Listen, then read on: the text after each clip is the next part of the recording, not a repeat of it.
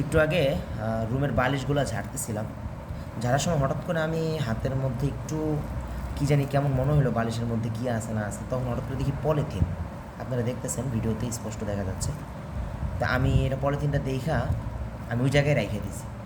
এখন অনেক চিন্তা ভাবনা করার পরে আমার সাথে যে ফ্রেন্ড বলতেছে যে একটা ভিডিও করে রাখি এবং আমি আপনাদের সামনে এটা খুলবো যে আসলে আমরা এতদিন গল্প বা বিভিন্ন উপন্যাস এগুলোতে আমরা এই তাবিজ কবুজের কথা শুনতাম, এখন আসলেই এটা কোনো তাবিজ টাবিজ নাকি এটা নিতান্ত একটা কাগজ, এটা আজকে আমরা দেখব, আপনাদের সামনেই আমরা এটা খুলব। তো আপনাদের সামনেই আজকে এটা আনবক্স করব, মানে আনবক্স না সরি, এটা হচ্ছে খুলে আমি আপনাদেরকে সাক্ষী রেখেই দেখব আসলে আমরা যে বালিশ টালিশে যে এই জিনিসগুলোর গল্প শুনতাম এটা আসলে বাস্তবতাটা কি, আসলে কি এরকম হয় কি না। চলেন আমরা একটু খুলি ধাপে ধাপে আসলে ভিতরে কী আছে। আমি আসলে খুব এক্সাইটমেন্ট কাজ করতেছে আমার মধ্যে, আসলে কী আছে দেখি চলেন। বন্ধু আমার একটু ভয় লাগতেছে। আল্লাহ ভরসা খোল, সমস্যা নেই। আচ্ছা, এটা সাধারণ একটা পলিথিন দিয়ে হচ্ছে মোড়ানো হয়েছে। আচ্ছা, এটা রাখলাম। আচ্ছা আচ্ছা, এটা হচ্ছে আরেকটা পলিথিন, এগুলো জাস্ট মোড়ায় রাখা হয়েছে।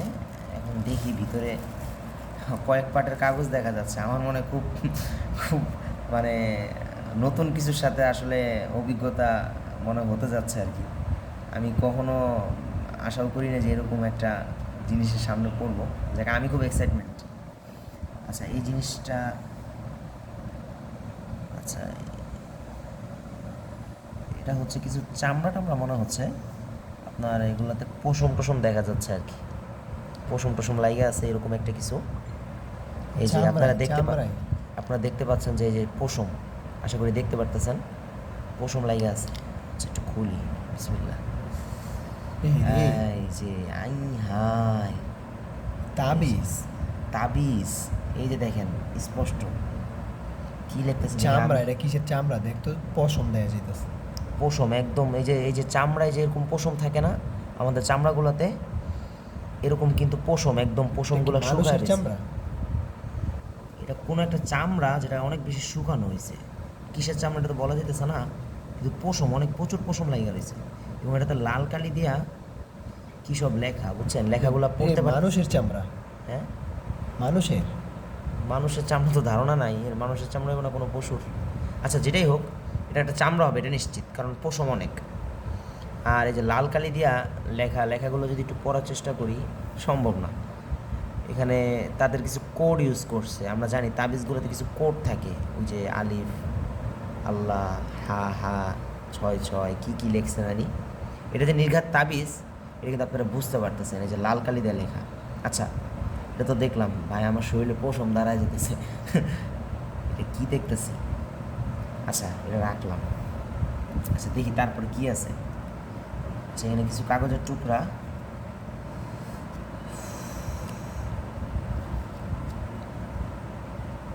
আচ্ছা বড় কাগজের টুকরা। আই হাই, কি রে? এই দাঁড়া দাঁড়া দাঁড়া দাঁড়া দাঁড়া, আমরা আগে ছোট কাগজগুলো দেখি। এই বড় কাগজ দিয়ে আছে এই জায়গায়? এটা কি কোনো কুফরি কালাম করছে নাকি নাকি কোনো কালো জাদু? এই দেখেন, এইটা ওই পিঠ কিন্তু দেখ, এটা কি লেখা? কোনটা? এই যে এনে কি? ওই যে এই লাল কালি দিয়ে আর কি, এগুলো জাফরানের কালি বা লাল কালি, এগুলো জাফরানের কালি হবে আমার জানা মতে। এদের নাম লেখা কার জানি। নাম টাম হাবিজাবি। তারপরে যে কিছু কোড ইউজ করছে যে তাবিজের, স্পষ্ট দেখতেছেন হয়তো আপনারা। এটা কি? এই যে নকশা আকারে, ইরে ভাই, এটা কারে করছে?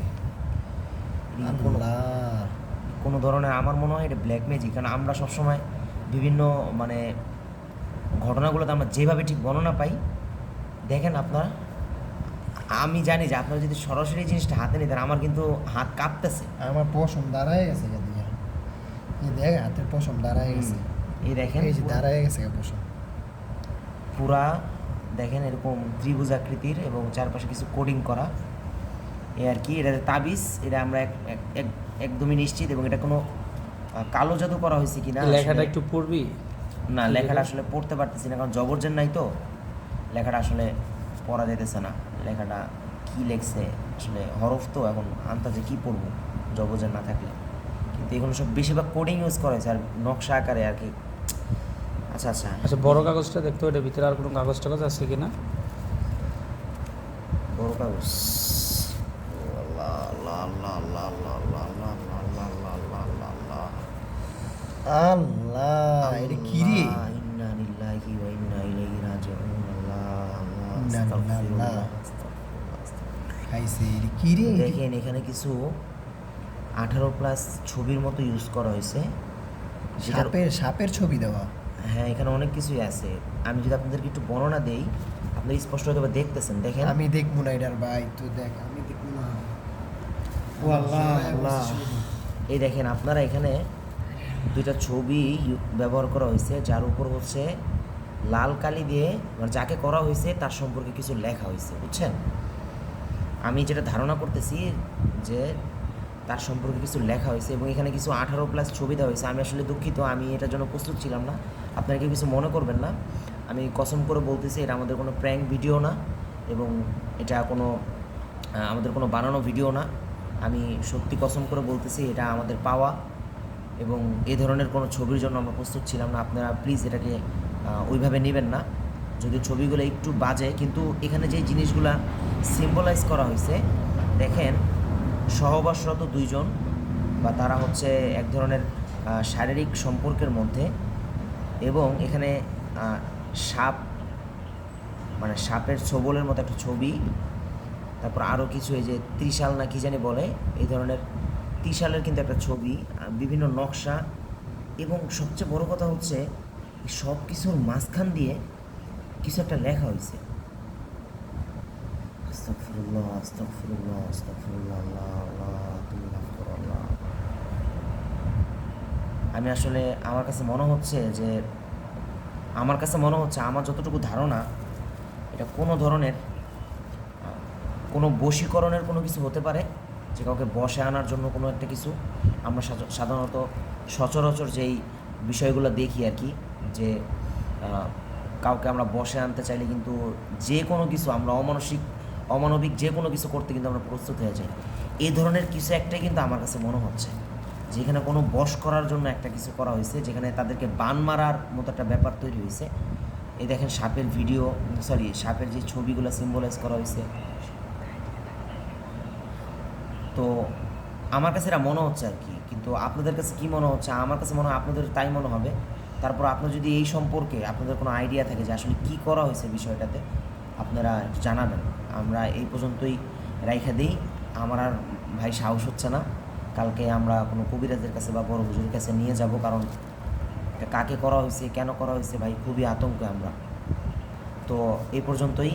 আপনারা যদি কারো কিছু জানা থাকে এই সম্পর্কে, আপনারা যা দেখলেন, আপনাদের কোনো অভিজ্ঞতা থাকলে কিংবা আপনাদের কোনো আত্মীয় বা কেউ যদি এই ধরনের কাজগুলো সম্পর্কে অভিজ্ঞতা থেকে থাকে, যে তারা জানে যেগুলো আসলে কী ধরনের কী জন্য করা হয় বা কী জন্য করতে পারে, তো আপনারা জানাবেন, এতে আমরা উপকৃত হব। তো দোয়া করবেন যাতে কোনো আল্লাহ তাআলা বড় ধরনের কোনো বিপদ আপদ না দেয়, আল্লাহ তাআলা যাতে এই জিনিসটা কাটায় ওঠার তৌফিক দেয়। তো সবাই ভালো থাকবেন।